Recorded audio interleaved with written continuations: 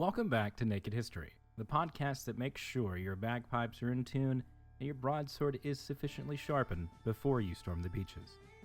I'm your host, Dylan Gassaway, and today we're discussing one of the most interesting men of the Second World War, Fightin' Jack Churchill.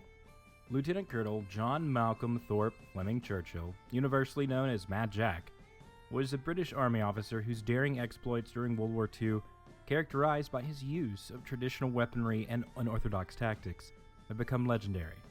His life story reads like an epic, blending martial prowess, undeniable personality, and indomitable spirit. Let's get into it.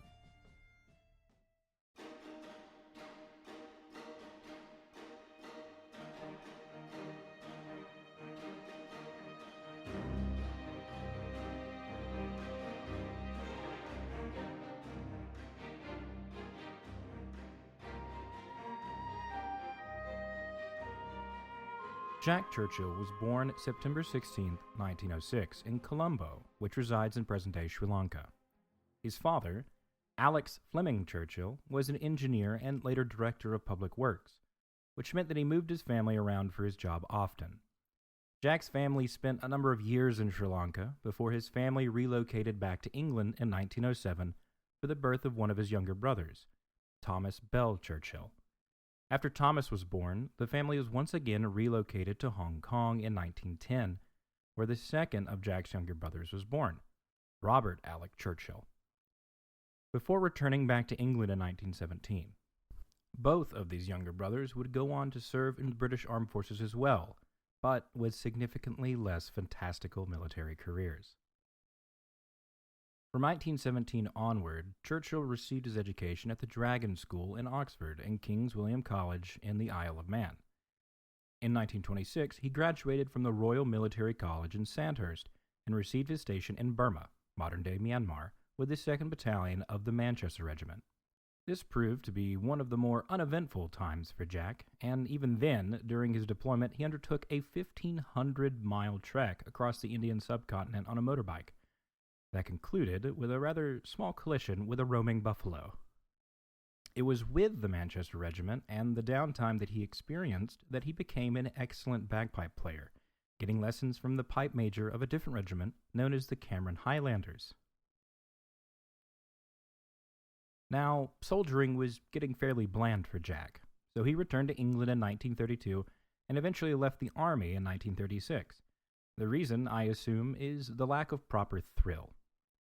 He then went on to do normal things like you and I would do after getting bored, such as becoming a newspaper editor in Kenya, and also picking up a short career as a male model. Among his other achievements in peacetime were placing second in an international bagpiping competition and casually representing Great Britain in the World Archery Championships in 1939. By then, however, the long, ugly shadows of war were stretching across Europe. As the German army smashed into Poland, Jack Churchill returned to the British Army and the Manchester Regiment and was shipped off to France. "I was," he said, "back in my red coat, the country having gotten into a jam in my absence." He was pretty happy to be soldiering again. Patrolling a quiet stretch of France during the pre-Blitz Sitzkrieg, or Sitting War, of late 1939 and early 1940 did not suit a man of Churchill's warlike temperament. And so, along with a bevy of other free spirits, he volunteered for the force assembling to help the Finnish army, then under attack by the Soviet Red Army. That expedition was cancelled before it could leave for Finland, and Churchill returned to the Manchesters in time to meet the German juggernaut as it crashed into Holland, Belgium, and France in May of 1940. By that time, Churchill was second in command of an infantry company in the regiment's 2nd Battalion. During the British Expeditionary Force's fighting retreat, Churchill remained aggressive, unwilling to give up a yard of ground while extracting the maximum cost from the enemy.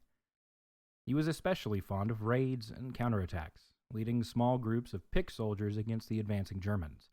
He presented a strange, almost medieval figure at the head of his men, carrying not only his war bow and arrows, but his sword as well. As befitted his love of all things Scottish, Jack Churchill carried a basket-hilted claymore, which is technically a clay bag, but a true claymore, being an enormous two-handed sword, he wouldn't be able to wield it with much effectiveness. Later on, asked by a general who awarded him a decoration why he carried a sword in action, Churchill is to have answered, quote, "In my opinion, sir, any officer who goes into action without a sword is improperly dressed." In the war diary of the 4th Infantry Brigade, which Churchill's battalion belonged, commented on his extraordinary figure. Quote, "One of the most reassuring sights of the embarkation from Dunkirk was the sight of Captain Churchill passing down the beach with his bows and arrows. His high example and great work were a help to the 4th Infantry Brigade." During the retreat, Churchill took command of his company when his company commander was wounded. And when his company was trapped after the Battle of l'Épinette in France, Churchill killed the first approaching Nazi soldier with his longbow, and then used 2 machine guns to fight back until they ran out of ammunition. He had managed to get the remainder of his company to safety by leading them through the enemy lines at night, despite being shot in the shoulder. After the battle, he had been spotted roving around the British lines on a small motorcycle, bow tied to the frame, arrows sticking out of one of the saddlebags in the back, and a German officer's cap hanging on the headlight. Once Churchill had dismounted, a fellow soldier noticed dried blood on his uniform and asked Churchill about the injury. "German machine gun," said Churchill casually. His men had shouted at him to run, but, he said, he was simply too tired. He won his first military cross during the retreat to the Channel when he hitched 6 trucks together to salvage a disabled British tank. Although in the end he could not save the tank, he did rescue a wounded British officer. His close call did not seem to impress Churchill in the least. Then and afterward, he seemed to be one of those extraordinary men who thrive on danger and fear it not at all. Some fellow soldiers are said to have called him Mad Jack, and the nickname was not altogether undeserved. On the boats out of Dunkirk, Jack heard of a new unit forming called the British Commandos. He didn't know much about the unit, but he knew that whatever a commando was, he was going to be one. During training, he took to commando operations like a duck of water. He was at home in the steep hills and the rain and mud. One of the only possible downsides his fellow commandos would say about Jack was not his bravery or his aggressiveness, but most likely the middle-of-the-night bagpipe practice. No piper could possibly understand why some of the world would rather sleep than listen to martial piping, however expert, and he was no exception. His comrades could only grit their teeth and hope that he would soon tire or think of something else quieter to do. The practice came to use in 1941 during their first real commando operation in Malloy, Norway. Commanding 2 companies of commandos, Churchill led the men towards the beach playing the March of the Cameron Men on his pipes, and then led them off the landing craft, sword in hand, screaming, "Commando!" as loud as possible. 2 hours later, British High Command received a telegram from the front. Malloy Battery and island captured. Casualties slight. Demolitions in progress. Churchill. Sword in hand, he led a successful mission to silence the guns and secured his 2nd military cross in the process. A couple of years later, in 1943, the newly promoted Lieutenant Colonel Churchill was now in charge of the No. 2 Commando Battalion, which was assigned to take part in the Allied invasion of Italy. The unit first landed in Sicily and then in Salerno. Both times, Mad Jack had his trademark sword on his waist, bows and arrows strapped to his back, and bagpipes under the arm. Although Italy withdrew from the war, the Germans still had troops in the Bay of Salerno. The Allies initiated Operation Avalanche, with the goal of eliminating the Nazi presence. Churchill's commandos had the task of disabling the artillery fire on the western half of the bay. During the final counterattack, Mad Jack had come up with a counterintuitive strategy. He knew that the location made a surprise attack impossible. Instead, he went for the complete opposite. He organized his men in 6 parallel columns. They attacked in the middle of the night, repeatedly shouting, "Commando," but this time to avoid friendly fire. The battalion ended up winning the fight, completing its objectives, and took 136 prisoners. But somehow, Churchill's crowning achievement came afterward. Jack excelled as a commando. He liked to carry out stealthy raids and counterattacks, leading small teams of hand-picked soldiers. One night in Italy, Churchill found himself far in front of his troopers. Sword in hand, accompanied only by a corporal named Ruffle, he advanced into the town itself. Undiscovered by the enemy, he and Ruffle heard German soldiers digging in all around them in the gloom. The glow of a cigarette in the darkness told them the location of a German sentry post. What followed, Churchill later admitted, was more akin to actor Errol Flynn's actions as Robin Hood. The first German sentry post, manned by 2 men, was taken in silence.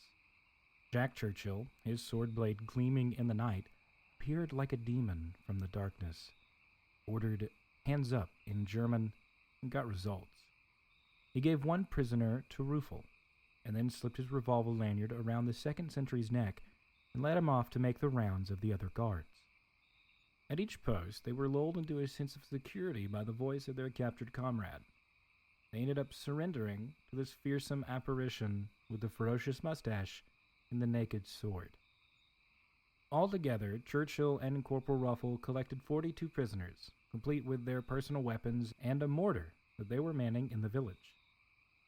Churchill and his claymore alone took the surrender of 10 men and a bunch around the mortar. He and his NCO then marched the whole lot back to British lines. Next up for Churchill was to take part in the McLean mission in 1944 in Yugoslavia. The main purpose of the mission was to establish contact with the partisans, find out all there was to know about them, and help them fight the Germans however possible. Fighting Jack and his commandos were tasked with capturing Vidova Gora, a mountain which at 2,560 feet is the highest peak in the entirety of the Adriatic Islands.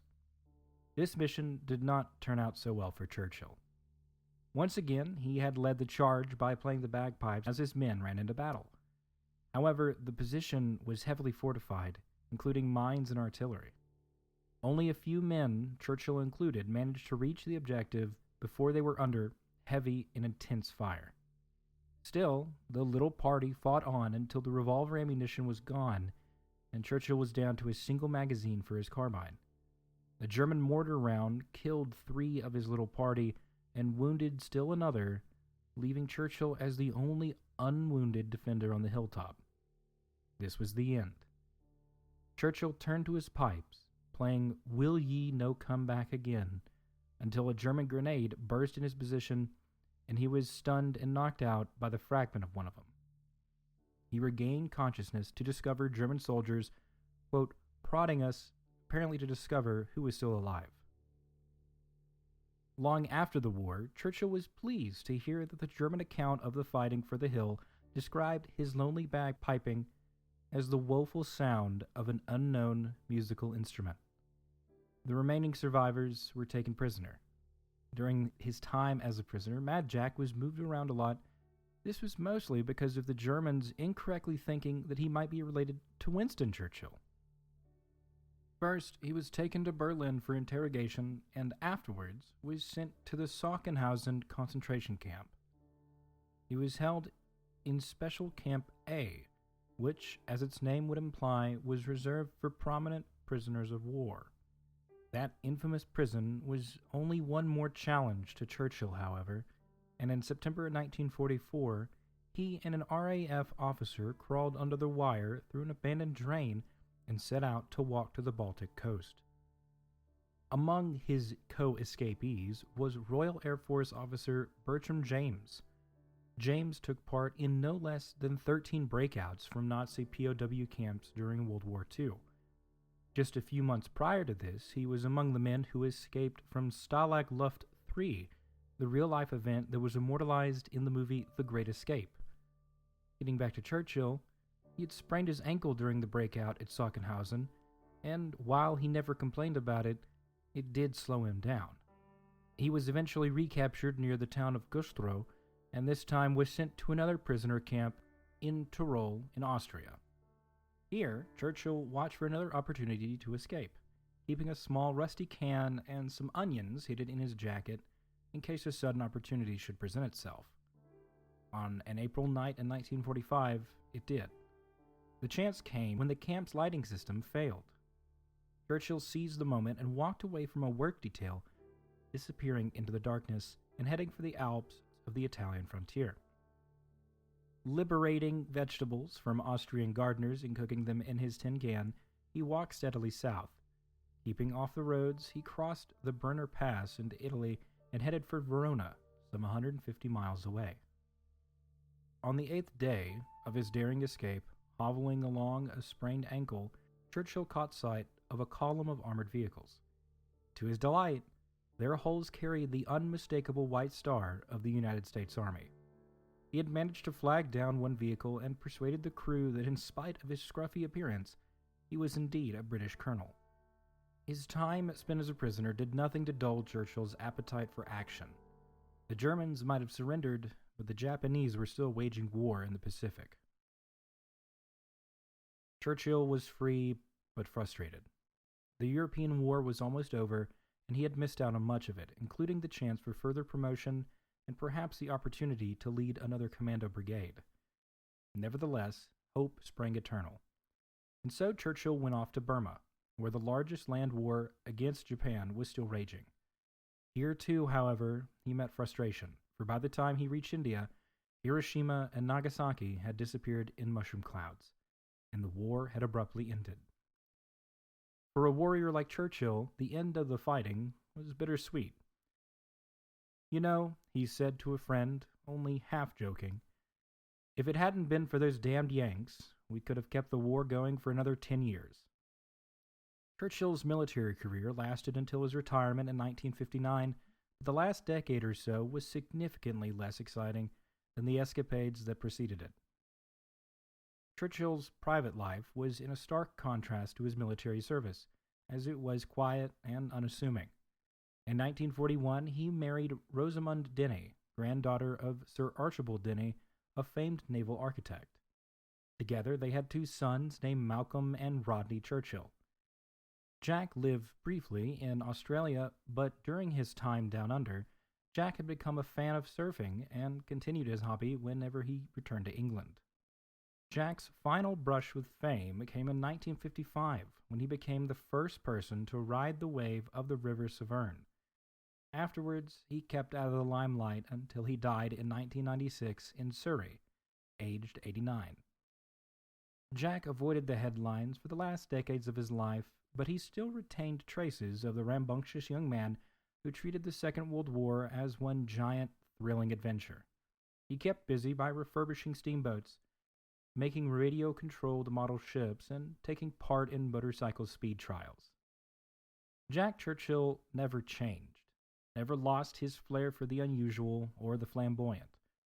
Even in his later years, passengers on a London commuter train were often startled by seeing an older male passenger arise, open a window, and hurl his briefcase into the night. The passenger would then leave the car and wait by the train's door until it stopped at the next station. It was Churchill, of course, enjoying his little gesture and reasonably sure that his fellow passengers could not know he had thrown the case right into the garden of his house, saving it from carrying it home from the station. And that is the unbelievable yet very real story of Mad Jack Churchill. I hope I was able to help you learn something you didn't know today. And if it ends up being a newfound love of bagpipes, remember that friendships are priceless, but earplugs for them are cheap. Thank you for joining me for this episode of Naked History. If you like today's episode, subscribe, follow us, and share the podcast with your friends. And always remember, the past is a lot more interesting when it's stripped of the truth. Next time on Naked History, we're headed to Vietnam. Not for combat, but for a beer run. That's right. One man, a duffel bag full of beer, and a mission to hand-deliver them to his buddies on the front line. This is the story of Chickie Donahue and the greatest beer run ever. Until next time, stay curious, stay weird, and stay naked, historically speaking. Have a good one.